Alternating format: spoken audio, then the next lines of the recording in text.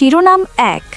যুক্তরাষ্ট্রগামী সোহেল তাজকে শাহজালাল বিমানবন্দরে আটকে দেওয়া হল বোন মাহজাবিনের বিস্ফোরক অভিযোগ। শিরোনাম ২। অভ্যুত্থান কোনো একক দলের কাজ নয়, জনতার রক্তঘামে নির্মিত ইতিহাসের কথা বললেন জোনায়েদ সাকি। শিরোনাম ৩। ফ্যাসিবাদীদের সঙ্গে আতাতকারীরা বিশেষ পদ্ধতিতে নির্বাচন চায়, ভয়াবহ ষড়যন্ত্র ফাঁস করলেন গয়েশ্বর চন্দ্র রায়। এতক্ষণ শুনছিলেন সংবাদ শিরোনাম, এবার বিস্তারিত।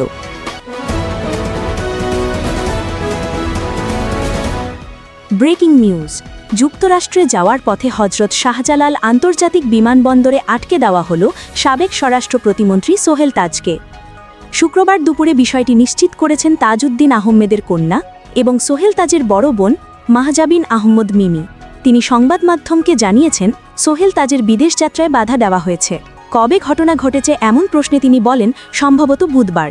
তবে কেন আটকানো হয়েছে সেই বিষয়ে বিস্তারিত জানাতে অস্বীকৃতি জানান। শুধু বললেন, সেটা তাদেরই জিজ্ঞাসা করুন।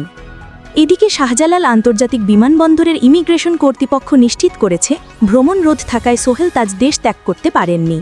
প্রসঙ্গত, আওয়ামী লীগ সরকারের আমলে ২০০১ সালের নির্বাচনে গাজীপুর ৪ কাপাসিয়া থেকে সংসদ সদস্য নির্বাচিত হন সোহেল তাজ। ২০০৮ সালেও একই আসন থেকে জয়লাভ করেন তিনি। আর ২০০৯ সালের ৬ জানুয়ারি আওয়ামী লীগ নেতৃত্বাধীন মন্ত্রিসভায় স্বরাষ্ট্র প্রতিমন্ত্রীর দায়িত্ব নেন। কিন্তু মাত্র কয়েক মাস পরই ৩১ মে ব্যক্তিগত কারণ দেখিয়ে পদত্যাগ করেন তিনি। প্রথমে প্রক্রিয়াগত জটিলতায় গৃহীত হয়নি তার পদত্যাগ, কিন্তু জুলাইয়ে পুনরায় পত্র জমা দিলে তা গ্রহণ করা হয়। পদত্যাগের পর সোহেল তাজ অভিযোগ করেছিলেন, তার পথে নানা রকম বাধা সৃষ্টি করা হচ্ছে, তার নির্দেশনা অমান্য করা হচ্ছে। এসব কারণেই তিনি রাজনীতি থেকে সরে দাঁড়ান। আর এখন আবারও নতুন প্রশ্ন, কেন তাকে বিদেশ যাত্রায় বাধা দেওয়া হলো? কে বা কারা এর পেছনে? এই ঘটনার পর দেশে বিদেশে তীব্র আলোচনার জন্ম দিয়েছে সোহেল তাজকে আটকানোর বিষয়টি। ব্রেকিং নিউজ শেষ। Breaking news. নারায়ণগঞ্জ কেন্দ্রীয় শহীদ মিনারে আজ এক ঐতিহাসিক সমাবেশে তীব্র বক্তব্য রাখলেন গণসংহতি আন্দোলনের প্রধান সমন্বয়কারী জোনায়েদ সাকি। তার কণ্ঠে প্রতিধ্বনিত হল, অভ্যুত্থান কোনো একক দলে নয়। সাকি বলেন, বাংলাদেশে যে অভ্যুত্থান ঘটেছে তা ছিল একক দলের কাজ নয়, এটি ছিল ফ্যাসিবাদের বিরুদ্ধে জনগণের সম্মিলিত বিদ্রোহ। দল করেন না এমন অসংখ্য সাধারণ মানুষও এই আন্দোলনে যোগ দিয়েছিলেন। তাদের কেউ দিয়েছেন জীবন, কেউ দিয়েছেন রক্ত, আর সবাই মিলে লিখেছেন ইতিহাস। তিনি স্পষ্ট সতর্কবার্তা দিয়ে বললেন, নির্বাচন ভণ্ডুল হলে, যদি কেউ একক কর্তৃত্ব কায়েম করতে চায়, তবে রাষ্ট্র আবারও অন্ধকারে নিমজ্জিত হবে। তিনি জোর দিলেন, ফেব্রুয়ারির মধ্যেই অবাধ ও সুষ্ঠু নির্বাচন আয়োজন করতে হবে। সাকি জামায়াত ইসলামের প্রতি ইঙ্গিত করে বলেন, তারা যে পিআর পদ্ধতি দাবি করছে তা জনগণের প্রতিনিধিত্বকে মুছে ফেলবে। তার ভাষায়, ৩০০ আসনে শুধু প্রতীক আর নেতার নামে ভোট হলে জনগণের কণ্ঠস্বর কোথায়? তিনি দৃঢ় কণ্ঠে বলেন, জনগণের প্রতিনিধিত্ব ছাড়া কোনো দলগণতন্ত্র টেকসই হতে পারে না। তিনি আরও স্মরণ করিয়ে দেন, জুলাইয়ের সনদ কেবল একটি অঙ্গীকার নয়, বরং রক্তের ওপর লেখা সনদ। এই সনদকে আইন দ্বারা বাস্তবায়ন বাধ্যতামূলক করতে হবে। কারণ এই দেশের ইতিহাসে বহু প্রতিশ্রুতি, বহু অঙ্গীকার ভঙ্গ হয়েছে, কিন্তু জুলাইয়ের রক্তকে কেউ অস্বীকার করতে পারবে না। তার বক্তব্যে উঠে আসে স্পষ্ট বার্তা, এবার কোনো প্রতারণা চলবে না, জুলাই শহীদদের রক্ত বৃথা যাবে না, এবার জনগণ তাদের অধিকার আদায় করবেই।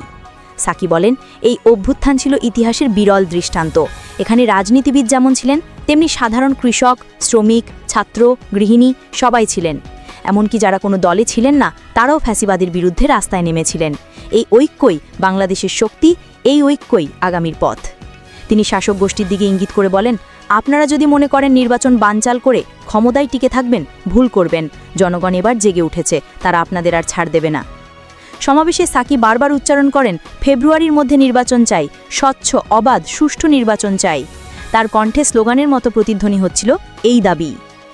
সমাবেশের মঞ্চে আরও উপস্থিত ছিলেন বাংলাদেশ গার্মেন্ট শ্রমিক সংহতি সভাপ্রধান তাসলিমা আক্তার, গণসংহতি আন্দোলনের জেলা সমন্বয়কারী তরিকুল সুজন, মহানগর নির্বাহী সমন্বয়কারী পপি রানী সরকার, ছাত্র ফেডারেশনের সাবেক সভাপতি ফারহানা মানিক মুনা, সাবেক সাধারণ সম্পাদক সৃজয় সাহা প্রমুখ। তারা সবাই একসুরে বললেন, জুলাই সনদ বাস্তবায়ন করতে হবে। সাকি আরও বলেন, আমরা কোনো প্রতিশ্রুতিতে বিশ্বাস করি না, আমরা চাই আইন। জুলাই সনদের প্রতিটি শব্দ আইন দ্বারা সুরক্ষিত হোক। তিনি দাবি করেন, জনগণের লড়াই রক্ত দিয়ে কেনা, তাই এই লড়াইকে কেউ ছোট করে দেখার সুযোগ নেই। তিনি ছাত্র সমাজকে উদ্দেশ্য করে বলেন, তোমরাই আন্দোলনের মূল চালিকা শক্তি, তোমাদের ত্যাগ ছাড়া গণতন্ত্রের সূর্য উঠবে না। তিনি আহ্বান জানান সবাইকে ঐক্যবদ্ধ হবার। সমাবেশের প্রতিটি বক্তৃতায় বারবার প্রতিধ্বনি হয়েছে, অভ্যুত্থান ছিল জনগণের, আর আগামী নির্বাচনও জনগণের হবে। নারায়ণগঞ্জ শহীদ মিনার জুড়ে তখন স্লোগান, হাততালি আর উত্তেজনায় ভরে উঠেছিল। শেষ বক্তব্যে সাকি বলেন, যারা ভেবেছিল আন্দোলন কেবল একটি দলের, তারা ভুল প্রমাণিত হয়েছেন। এই আন্দোলন সবার। তিনি দৃঢ় কণ্ঠে ঘোষণা দেন, জুলাই শহীদদের রক্তের ঋণ আমরা সঠিকভাবে শোধ করব। গণতন্ত্র প্রতিষ্ঠিত না হওয়া পর্যন্ত আমাদের সংগ্রাম চলবে।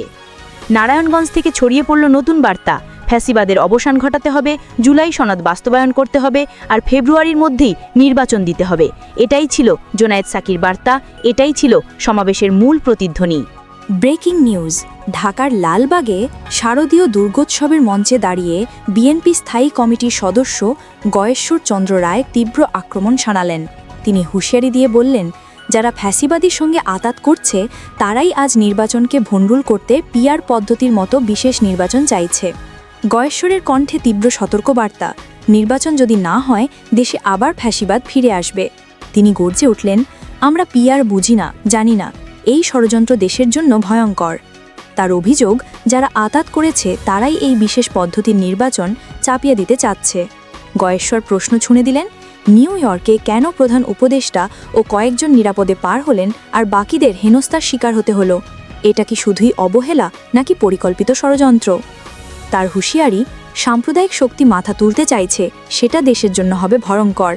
বিএনপির নেতা আহ্বান জানালেন, প্রতিটি নেতাকর্মীকে পূজা মণ্ডপ পাহারা দিতে হবে।